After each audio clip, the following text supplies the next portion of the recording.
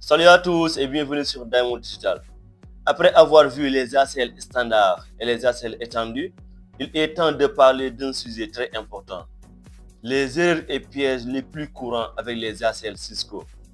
Une seule mauvaise ligne dans une ACL peut bloquer tout un réseau. Dans cette vidéo, je vais te montrer les erreurs réelles que font les étudiants et même les techniciens débutants. Donc, à la fin de cette vidéo, tu sauras pourquoi une ACL peut bloquer tout le trafic, comment éviter les erreurs de placement, comprendre le deny any implicite, identifier les problèmes de wildcard et d'ordre des règles. Erreur numéro 1.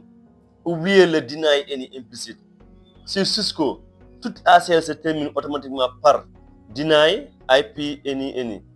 Si tu n'autorises rien explicitement, tout est bloqué. C'est l'erreur numéro 1. Donc mon conseil est de toujours écrire les règles permises avant de tester. Erreur numéro 2. Mauvais ordre des règles. Les ACL sont lus de haut en bas. Dès qu'une règle correspond, les suivantes ne sont jamais lues. Voici un mauvais exemple et un bon exemple de configuration des ACL. Erreur numéro 3. Mauvais placement de l'ACL. Ce qu'il faut savoir, c'est que les ACL standards sont toujours placés près de la destination, or que les ACL étendus sont toujours près de la source. Donc, un mauvais placement peut bloquer du trafic légitime avant même qu'il n'arrive. Erreur numéro 4. Mauvais wildcard masque. La wildcard masque est l'inverse du masque réseau. Exemple, le slash24, le masque réseau qui est normal est le 255.255.255.0. Or, le wildcard, on fait l'inverse, c'est-à-dire on commence par 0.0.0.255. Une seule erreur ici, mauvais réseau filtré. Erreur numéro 5. Confondre port et protocole.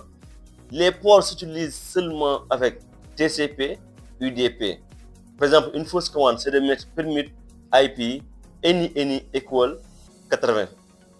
Ce qu'il faut mettre, c'est permit TCP any equal 80.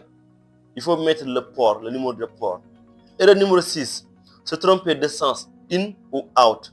In, c'est pour les trafics entrants et out pour les trafics sortants. Beaucoup appliquent une ACL du mauvais côté et pensent que ça ne marche pas. Erreur numéro 7. ACL appliquée sur la mauvaise interface.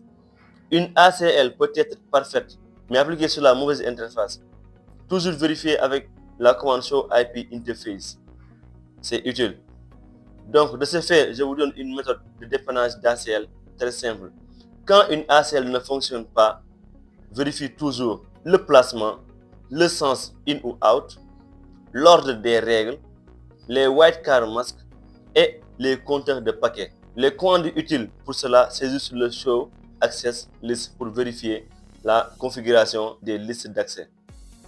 Donc, si tu retiens une chose, c'est qu'une ACL mal configurée est pire que pas d'ACL du tout.